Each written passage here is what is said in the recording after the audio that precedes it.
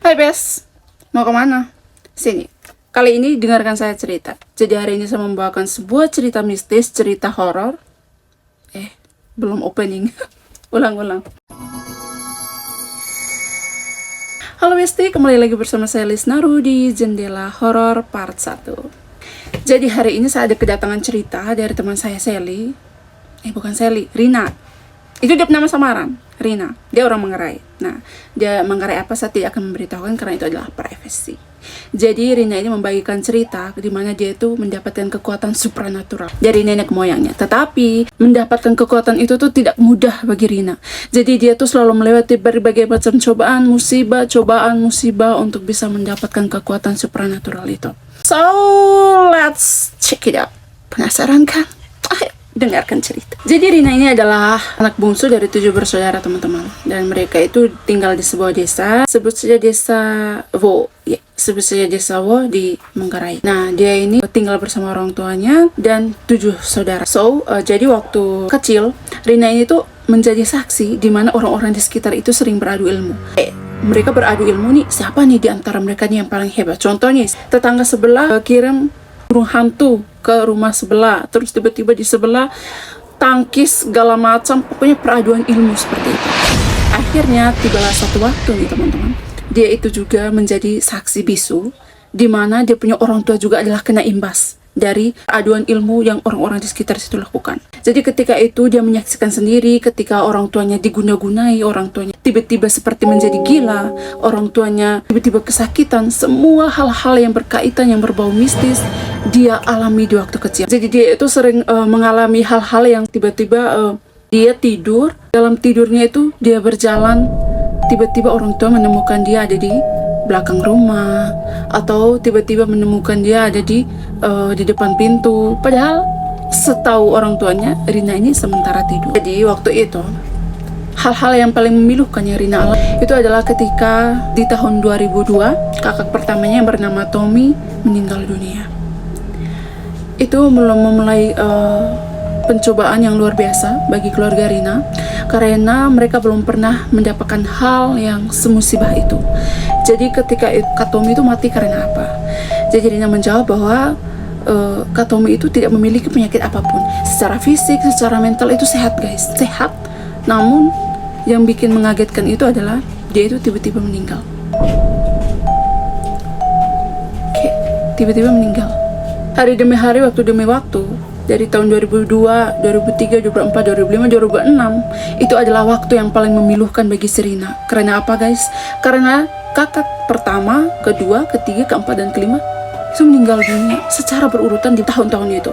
Jadi 2002 Tommy, 2003, 2004, 2005 kakak-kakaknya itu dari nomor 1 sampai nomor 5 meninggal dunia. Dan itu diakibatkan apa? Ya secara fisik, secara mental oke, sehat. Tetapi yang mengakibatkan mereka meninggal adalah ya itu seperti tadi, tiba-tiba meninggal. Akhirnya situasi dan kondisi yang berada saat itu ketika kakak-kakaknya Rina ini meninggal itu benar-benar sangat kacau guys. Kayak mereka tuh setiap malam bisa menyaksikan burung hantu, burung gagak, bunyi-bunyi suara-suara yang aneh di sekeliling rumahnya Rina. Itu benar-benar kayak suara ketawa, suara menangis, suara rintihan orang sakit, suara rintihan kecelakaan, suara tabrakan. Itu selalu saja terdengar hampir setiap malamnya di sekeliling rumah Rina. Dan itu menjadi suatu trauma tersendiri bagi Rina. Karena apa? Dia belum pernah mengalami hal-hal yang semistis itu guys. Tapi semenjak kakak-kakaknya ini meninggal, dia selalu mengalami hal-hal seperti hal-hal yang istilahnya di luar nalar manusia. Pada suatu saat pernah kejadian suatu saat Rina ini dia sedang makan, tetapi tiba-tiba yang dilihat makanannya itu penuhnya itu ulat-ulat busuk. Padahal sebenarnya orang tuanya memberikan dia nasi. Tetapi tiba-tiba sepenglihatan Rina bahwa nasi yang ada di depannya itu adalah segerombolan ulat-ulat yang sudah busuk. Dan itu baunya sangat-sangat amis. Akhirnya Rina ini pun terkejut. Dia langsung berlari menangis menghampiri mamanya. Dan mamanya melihat semula ternyata itu piring nasi guys. Cuma sepenglihatan Rina tadi itu adalah ulat yang sudah berbusuk. Orang tuanya ini juga memiliki tekanan batin yang sangat luar biasa guys. Karena apa? Karena kakak-kakaknya ini meninggal secara mendadak, mati kaget, merasa terpengaruh atau beban pikirannya bertambah ketika anak-anak yang sudah dilahirkan oleh seorang ibu mengalami hal-hal seperti itu akibat dari ulah orang-orang yang tidak bertanggung jawab. Akhirnya tibalah waktu, hari demi hari, tahun pun berlalu. Tiba waktu di tahun 2018 kemarin guys, Rina itu tepat berumur 17 tahun. Nah, ini kejadian yang membuka mata batin Rina dan membuka seluruh kejadian-kejadian misteri yang selama ini keluarga Rina rasakan. Akhirnya Rina bisa tahu, oh ternyata seperti ini, oh ternyata ini, oh ternyata ini faktornya, oh ternyata ini penyebabnya. Jadi di malam hari, tepat di pukul 12 nih kan, keesokannya Rina ulang tahun yang ke-17 ya, yang ke-17. So, jadi di malam hari dia tuh pengen make a wish. Jadi pengen di umur 17 tahun ini menjadi berkah dan hal-hal yang berkaitan dengan kejadian-kejadian dan trauma-trauma di masa lalu itu bisa hilang dengan sendirinya. Akhirnya dia make a wish, tetapi tepat di pukul 11.55, ya nggak sih ya, 11.55, Rina ini pun tertidur. Padahal dia tuh pengen kayak jam 12, pokoknya jam 12 saya harus berdoa, jam 12 pokoknya harus make a wish, harus buat harapan, harus berdoa untuk panjang umur dan segala macam. Nah, tepat di waktu itu Rina ini merasa kayak mengantuk sekali guys. Jadi kayak ngantuknya itu tuh berat banget, matanya tuh sampai kayak berat banget. Sampai akhirnya dia ini tuh tertidur. Nah, di dalam tidurnya ini dia melihat, di dalam tidurnya dia bermimpi, dia melihat seorang kakek-kakek berjubah putih bermahkota. Kayak Rina sangat pangling, sangat-sangat kayak, wow, ini orang tua siapa? Kenapa dia bisa berpenampilan seperti ini dan datang menghampiri saya? Tetapi yang lebih mengagetkan, si kakek itu datang menghampiri Rina dengan muka dan wajah yang sangat marah. Seperti kayak mau bunuh orang gitu ya kan. Jangan bunuh saya, kayak dia bilang jangan bunuh saya, saya tidak tahu apa-apa. Oke, lanjut cerita. Jadi kakek itu pun menunjuk nih ke arah Rina dengan tatapan marah. Ini semua karena ulah orang tua kamu. Orang tua kamu tidak mau mendengarkan saya. Orang tua kamu lupa akan asal-usulnya. Orang tua kamulah penyebab segala kematian, penyebab segala kehuru-haraan yang terjadi dalam rumah ini. Di situ Rina shock, kayak oh my god, what is that? Sebagai satu merinding serius. Maksudnya dia tuh kayak pengen mau mengenal apalah begitu, kayak masa-masa apa sih, masa-masa remaja pubertas gitu ya kan. Jadi dia tuh belum mampu dan belum mengerti dan belum mampu menelaah hal-hal apa yang diomongin sang kakek. Akhirnya tiba-tiba dia terbangun dengan keringat sekujur badan, padahal dia tidak sedang beraktivitas. Ya, dengan keringat sekujur badan, dan dia pun melihat jam sudah menunjukkan pukul 12.05. Di saat itulah dia bangun dengan terburu-buru dalam nama Bapa, berdoa dan make a wish untuk hari ulang tahunnya yang ke-17 tahun kan. Dia berdoa, akhirnya sudah setelah selesai berdoa, dia pun kembali tertidur guys, karena emang matanya itu benar-benar berat. Akhirnya di malam hari itu Rina pun tidur dengan sangat damai dan bahagia sekali karena di waktu itu dia tepat berumur 17 tahun. Jadi keesokan paginya dia pun mulai beraktivitas seperti biasa dan pergi ke sekolah. Oh ya, for the information, kalau waktu itu dia masih berada di kelas 2 SMA. 17 tahun, ya, kelas 2 SMA. Nah, jadi di waktu dia bangun pagi, dia tuh ya sudah melakukan aktivitasnya seperti biasa, dan dia sepertinya melupakan mimpi semalam, melupakan mimpi yang didatangi oleh kakek-kakek itu. Dia lupakan semua itu, dia pun beraktivitas dan melanjutkan pergi ke sekolah. Setelah itu tidak memiliki kejanggalan apa-apa di sini guys. Jadi kayak dia masih oke. Masih I'm okay, I'm fine, I'm okay. Nah ini dia oke kan? Kayak dia bilang dia oke kan? Tapi tiba-tiba 2 minggu kemudian, saat di hari Rabu katanya ya, saat di hari Rabu, dia masih ingat hari itu anak. Saat di hari Rabu, dalam perjalanan menuju ke rumah, dia tuh dari jauh, dia melihat kayak ada seorang kakek pakai mahkota duduk di depan teras rumahnya. Sambil menunjuk ke arah dia dengan tatapan yang sangat tajam, sepertinya. Salah, pokoknya dengan tatapan orang yang sangat-sangat marah, dengan ekspresi marah begini. Entah Rina tuh bingung, kayak ini kakek nih dia ngapain, kayak memberikan saya tatapan setajam itu, apakah saya memiliki salah? Rina bingung. Tetapi pas sampai di rumah dia tidak melihat lagi sosok kakek-kakek itu guys. Jadi kayak dia mau bertanya kepada siapa, di rumah juga tidak ada orang karena orang tuanya itu pergi ke kebun. 2 minggu, hari-hari pun berlalu, tepat 1 bulan tiba-tiba mendengarkan kabar bahwa Rina gila. Rina gila.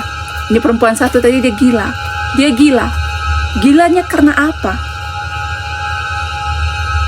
Kurang tahu. This is a mystery. Ini adalah misteri. Dia gila karena apa? Kita juga tidak tahu. Tapi di saat itu heboh guys. Kayak satu kampung itu heboh. Teman-temannya juga heboh. Apalagi besti-bestinya heboh. Karena mendengar kabar wah dia gila. Dan sampai akhirnya tuh teman-temannya pergi kunjung. Dia tuh di dalam rumah dipasung dia guys. Jadi kayak dia punya kaki, tangan semua itu dipasung. Karena apa? Dia punya mama bilang bahwa Rina ini seperti orang gila, kesurupan dia. Tiap harinya mau ingin sekali dia tuh tiap hari berlagak beda-beda itu loh, beda-beda gerakan. Pusing juga saya mau menjelaskan ini. Maksudnya dia setiap harinya memiliki berbagai macam kerasukan yang berbeda gitu. Tiba-tiba dia menangis, tiba-tiba dia berintis kesakitan, tiba-tiba dia menggaruk-garuk sendiri kepalanya, tiba-tiba dia dengan marah terus ingin memukul seseorang, tiba-tiba dia ingin tertawa cekikikan, tiba-tiba langsung menangis. Itu sumpah, itu tuh sangat-sangat mengerikan. Dan itu disaksikan betul-betul oleh teman-teman sekelasnya, besti-bestinya. Saksikan secara langsung, melihat dia berubah total seperti itu. Dan keadaan dia waktu itu benar-benar sangat miris. Karena apa? Seluruh ini tengah rambutnya ini yang bagian sini itu botak karena apa? Ya dijambak oleh ini perempuan, dijambak sendiri rambutnya. Itu benar-benar membuat orang tua Rina ini benar-benar kaget, dan bukan kaget lagi, bukan lebih ke shock lagi, tapi lebih ke stres karena begitu banyak musibah yang menghampiri keluarga dia. Sampai akhirnya orang tua Rina ini pun menangis sejadi-jadinya karena mereka itu tidak mampu menahan lagi nih guys, kayak mampu menahan lagi segala macam beban, segala macam pikulan-pikulan beban yang terus menghantam mereka, musibah-musibah yang terus menghantam keluarga mereka. Di saat itulah para tetua-tetua di situ, dan ini poin yang paling penting. Si Rina ini kerasukan, tetapi tidak ada yang mampu menolong dia, teman-teman. Padahal nih ya, di awal cerita tadi, nih orang-orang kampung ini nih pada beradu ilmu dan beradu beradu ilmu hitam nih, siapa di antara mereka yang paling hebat ya kan. Tetapi waktu Rina kerasukan tidak ada satu orang pun yang mampu bisa menyembuhkan dia. Dan bahkan nih ketika ada salah satu dukun, salah satu orang pintar yang ingin menyembuhkan Rina, dia itu kandas dan mati. Mati. Dia berniat saja ingin menolong, ingin dia mati, dia meninggal. Ini dukun, dia meninggal waktu menyentuh Rina. Dia meninggal. Di situ menjadi trauma berat bagi dukun-dukun lainnya dan juga bagi orang-orang pintar yang ada di sekitar situ. Dan yang dari naluri hatinya mereka ingin menolong, tapi hasil akhirnya apa? Mereka jadi takut sendiri guys. Dia kayak, oh tidak, kami tidak mau menyentuh dia. Dia itu lebih dari iblis katanya. Akhirnya setelah itu juga menjadi pukulan berat bagi orang-orang yang suka beradu ilmu itu guys. Kayak mereka itu menjadi paling memberanikan diri. Ini kalau saya mampu menyembuhkan ini anak, berarti saya ini orang paling hebat. Jadi akhirnya sudah, tapi tidak ada satupun yang mampu guys. Dan bahkan yang istilahnya yang paling berani tadi, yang baru mau memberikan mantra-mantra kepada Rina, dia malamnya meninggal. Dan itu menjadi suatu ketraumaan bagi dukun-dukun yang lain kayaknya. Oke, jadi di saat itu pun mereka pun mencoba untuk orang tuanya itu berdoa sekuat tenaga. Akhirnya tibalah satu waktu si keluar, ada salah satu guru dari SMA Rina mengatakan bahwa Bu, minta maaf sebelumnya, saya bukan bermaksud untuk mencampuri urusan ibu, tetapi jika boleh, ibu boleh memanggil seseorang dari luar desa ini untuk membantu Rina. Akhirnya di saat itu mereka pun pergi bersama ibu guru ini yang mengenali si itu orang yang dukun, yang mengenali orang itu dari apa, kabupaten sebelah, dari desa sebelah, dari desa sebelah yang ibu guru kenali itu. Akhirnya dikenalkan kepada orang tuanya, dan tibalah saat itu si orang pintar itu datang ke rumah Rina. Dia nih, itu orang pintar, kita sebut saja nama Pak Doni lah ya.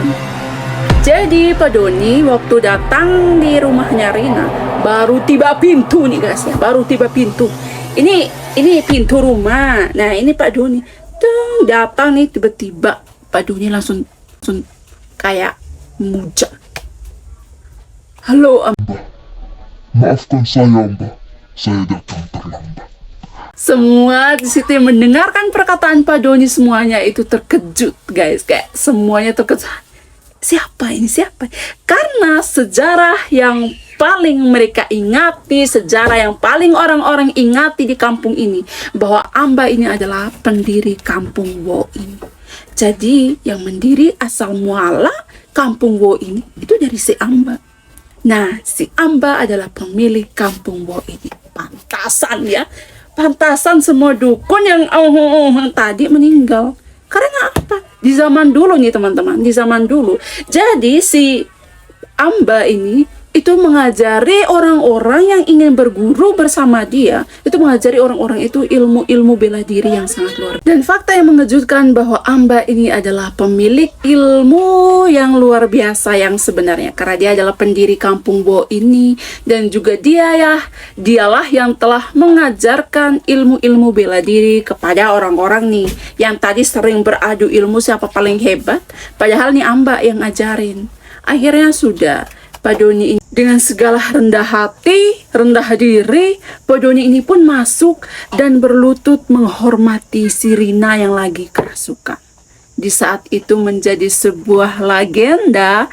Kenapa ini istilahnya ini Pak Doni ini adalah dukun paling sakti di kampung sebelah.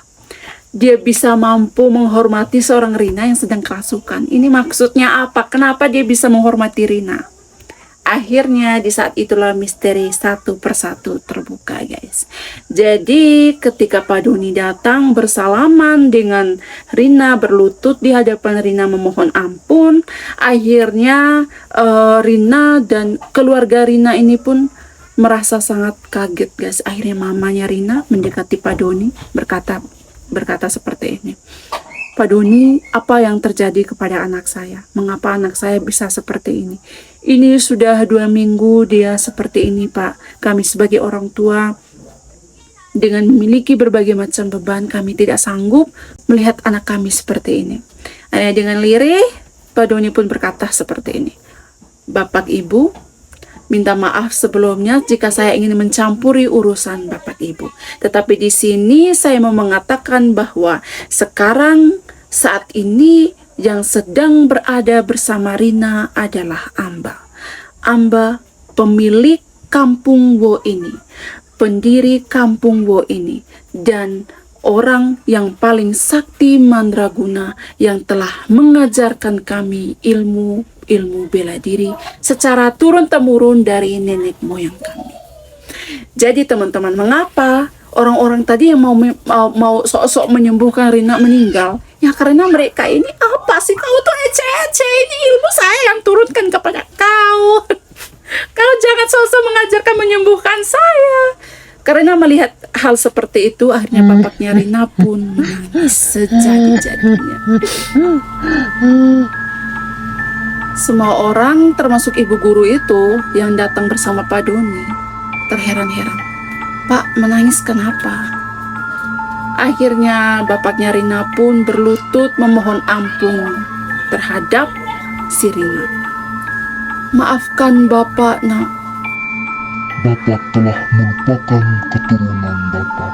Bapak telah melupakan asal-usul Bapak, sehingga terjadi hal-hal seperti ini. Di saat itulah tiba-tiba Rina ini mulai siuman begitu guys. Kayak dia siuman.